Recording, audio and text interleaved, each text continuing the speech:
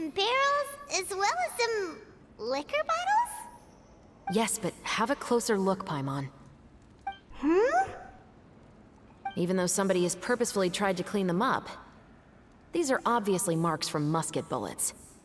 In other words, someone was here trying to improve their shot. They were using the barrels and bottles for target practice. Could it have been the killer? Your guess is as good as mine.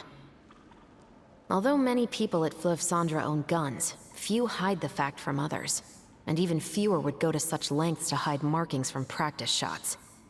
Anyway, let's go. There might be more to this.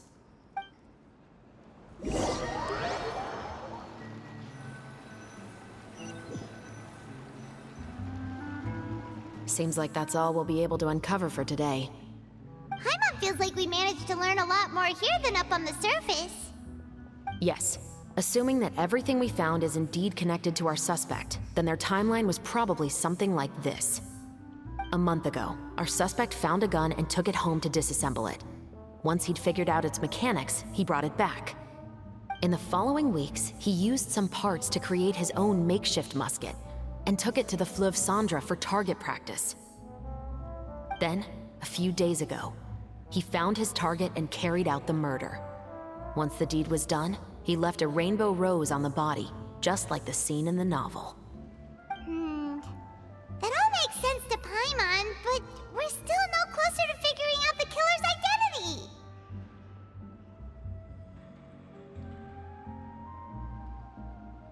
The deceased was a resident of Fleuve Cendres. It's said that he was a poor, solitary man. Yeah, that's also something I'm trying to figure out. If we are indeed following the novel, and there's a story behind the murder, then this murder should be an act of vengeance. But according to our investigation, the deceased didn't have any enemies. He was no saint, but no one's heard of a rival who hated him enough to shoot him dead, much less care to leave a rose on his body. What message is the killer trying to convey, and to whom exactly?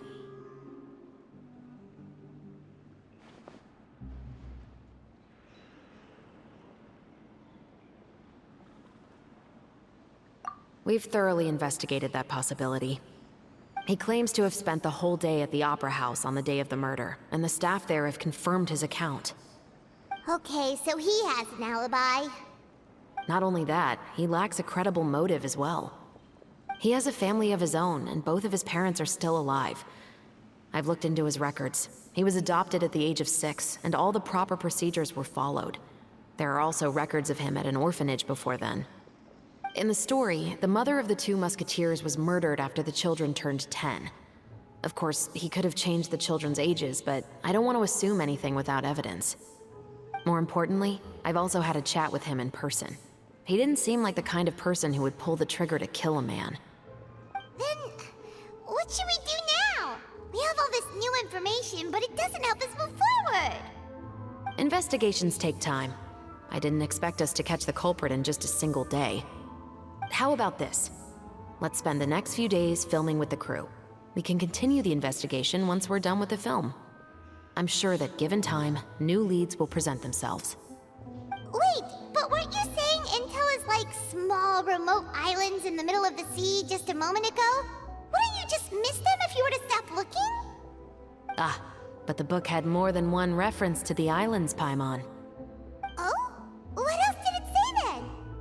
As long as you spend enough time sailing through the fog, you'll eventually come across an island.